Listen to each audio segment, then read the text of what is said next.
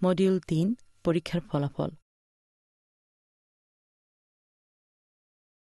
Cervical কোষের একটি নমুনা সংগ্রহ করার পর এটিকে রোগ নির্ণয় গবেষণাগারে প্রক্রিয়াকরণ করে একটি কাঁচের পাতের উপর প্রধানত শুধু একটি কোষের সমান পুরু স্তর তৈরি করা হয় এবং একটি অণুবীক্ষণ যন্ত্রের নিচে পরীক্ষা করা হয়। কোনো কোষে অস্বাভাবিক বৈশিষ্ট্য আছে কি না তা নির্ণয়ে সহায়তা করার জন্য বিশেষ রঞ্জক পদার্থ যোগ করা হয়।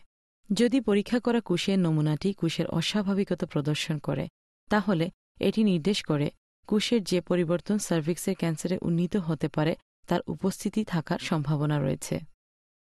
কোষের নমুনায় পাওয়া কোষের অস্বাভাবিকতাকে হয় অনিশ্চিত পরিবর্তন হিসেবে বর্ণনা করা হতে পারে, যার অর্থ হচ্ছে সেগুলো কোষের এমন পরিবর্তন নির্দেশ করে যা থেকে ক্যান্সার সৃষ্টি হতে পারে, কিন্তু প্রদাহের কারণেও পরিবর্তনটি ঘটার সমান সম্ভাবনা রয়েছে, অথবা একে ডিসক্যারিওসিস হিসেবেও বর্ণনা করা হতে পারে, যার অর্থ হচ্ছে পরীক্ষাগার এটিকে সেই ধরনের পরিবর্তন বলে বিবেচনা করছে যেগুলো থেকে ক্যান্সার সৃষ্টি হতে পারে। কোষ পরিবর্তনের সঠিক প্রকৃতি এবং গুরুত্ব নির্ধারণের জন্য সার্ভিক্স থেকে নেয়া কোষের আরও বেশি নমুনা পরীক্ষা করা প্রয়োজন। একটি সার্ভিক্যাল বায়োপসি।